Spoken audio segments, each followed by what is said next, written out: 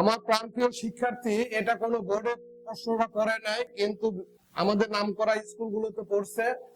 এটা হচ্ছে cos a সমান 12/13 হলে sin a সমান কত, 4টি উত্তর দেওয়া আছে। এটার মধ্যে যে কোনো একটি উত্তর আমাদের সঠিক হবে। তো আমরা এখানে দেওয়া আছে, লিখি, দেওয়া আছে cos a সমান 12/13। আমরা জানি কি, আমরা জানি sin স্কয়ার a সমান 1 মাইনাস cos স্কয়ার a, এটা জানি। বা sin স্কয়ার a সমান 1 মাইনাস cos এর মান কি 12/13 এটা হোল স্কয়ার। বা sin স্কয়ার a সমান 1 মাইনাস 12 বর্গ করলে 144 আর 13 বর্গ করলে 169।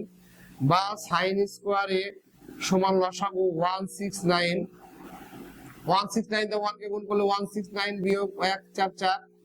বা sin স্কয়ার a সমান 169 থেকে 144 বিয়োগ করলে 25 হয়, ডিভাইড বাই 169।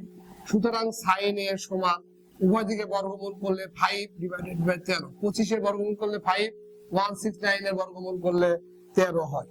এটাই হচ্ছে 5/13, এটাই আমাদের উত্তর। 5/13 এটাই আমাদের সঠিক উত্তর।